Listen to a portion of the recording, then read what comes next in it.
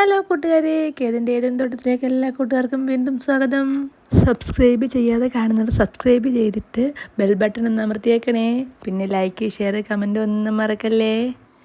ഇന്നൊരു Christmas special fish ഫ്രൈയുടെ recipe ആയിട്ടാണ് വന്നിട്ടുള്ളത്. അപ്പോൾ തുടങ്ങിയാലോ. 4 കഷ്ണം കുഞ്ഞുള്ളി വെളുത്തുള്ളി, ഒരു കുഞ്ഞ് ഇഞ്ചി കഷ്ണം, പിന്നെ ഒരു കുഞ്ഞ് കൊച്ചുള്ളി, 1-2 കൊച്ചുള്ളി ആവാം. അതത്രയും കൂടി നമുക്ക് മിക്സിയിൽ അരച്ചെടുക്കണ്ട കേട്ടോ. അതിലേക്ക് 1/2 ടീസ്പൂൺ മഞ്ഞൾപ്പൊടി, 1/4 ടീസ്പൂൺ ഉലുവാപ്പൊടി, 1 ടീസ്പൂൺ കുരുമുളക് പൊടി, 1 ടേബിൾ സ്പൂൺ മുളക് പൊടി, ഒരു 1/4 ടേബിൾ സ്പൂൺ മല്ലിപ്പൊടി ചേർക്കാം. ഇനി ആവശ്യത്തിന് ഉപ്പ് ചേർക്കാം. ഞാനിവിടെ 1/2 ടീസ്പൂൺ ഉപ്പാണ് ചേർത്തത്. അത് കൂടുതലും അല്ലായിരുന്നു, കുറവല്ലായിരുന്നു, കറക്റ്റായിരുന്നു. പിന്നെ ചതച്ച് വെച്ചിരിക്കുന്ന ഇഞ്ചി, വെളുത്തുള്ളി, ചുവന്നുള്ളി ചേർക്കാം. ഇനി നമുക്ക് പുളിക്ക് വേണ്ടി പിഴുപുളിയല്ല ഞാൻ ചേർക്കുന്നത്, വിനാഗിരിയാണ്. ഒരു 1/4 ടീസ്പൂൺ വിനാഗിരി ചേർത്തിട്ടുണ്ട്. പിന്നെ നമ്മുടെ സ്പെഷ്യൽ കൂട്ടായ 1 ടീസ്പൂൺ പെരുംജീരകവും ചേർത്ത് ആവശ്യത്തിന് വെള്ളവും ചേർത്ത് ഇതിനെ നമുക്ക് നന്നായിട്ട് മിക്സാക്കി കൊടുക്കാം. ഒരു സ്പൂൺ വെച്ച് കൈ വെച്ച് ചെയ്യാവുന്നവർക്ക് കൈ വെച്ചും ചെയ്യാം. കുഞ്ഞ് കയ്യിലിരിക്കുന്ന കാരണം ഞാൻ സ്പൂൺ വെച്ച് ചെയ്തു. ഇത്തിരി വെള്ളത്തിൻ്റെ കുറവുണ്ടായിരുന്നു, നമ്മൾ ഇത്തിരി വെള്ളവും കൂടെ ചേർത്ത് നന്നായിട്ട് മിക്സ് ചെയ്ത് കൊടുക്കണം.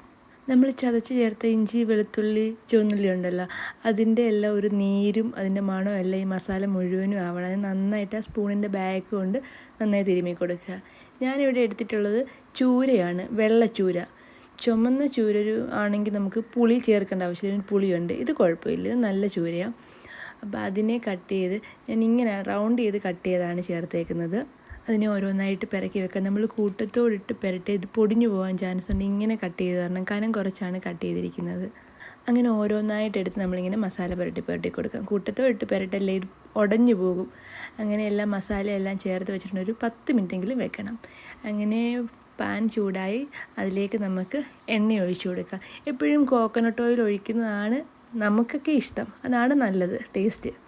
ഇനി മസാല പുരട്ടി വെച്ചിരിക്കുന്ന മീൻ പീസ് ഓരോന്നായിട്ട് നമുക്ക് എണ്ണയിലിട്ട് ഇട്ട് കൊടുക്കാം.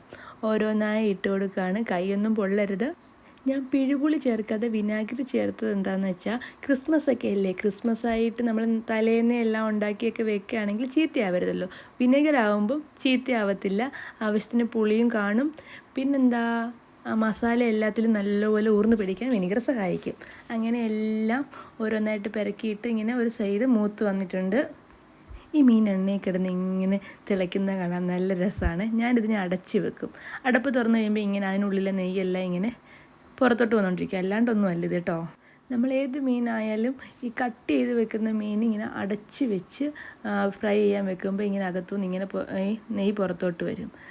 അടച്ച് വെച്ച് വേവിക്കുന്നതെന്ന് വെച്ചാൽ നന്നായിട്ട് ഇത് കുക്കാവുകയും ചെയ്യും, പിന്നെ നന്നായിട്ട് ഉള്ളിലേക്ക് മസാല പിടിക്കുകയും ചെയ്യും. അങ്ങനെ എല്ലാം തിരിച്ചിട്ട് എല്ലാം ഫ്രൈ ചെയ്ത് എടുത്തിട്ടുണ്ട്. അടിപൊളി മണമാണ്, അടിപൊളി ടേസ്റ്റുമാണ്. ഇങ്ങനെ മീൻ കഴിക്കുന്ന കൂട്ടത്തിൽ പെരുംജീരകം ഓരോന്നൊക്കെ കടിക്കുമ്പോൾ ഒരു പ്രത്യേക ടേസ്റ്റാണ്. അപ്പോൾ ക്രിസ്മസിന് ഫിഷ് ഫ്രൈ റെഡി. എല്ലാവരും ട്രൈ ചെയ്തിട്ട് ഫീഡ്ബാക്ക് അറിയിക്കണേ. അപ്പോൾ happy Christmas, tata, okay, bye bye, see U.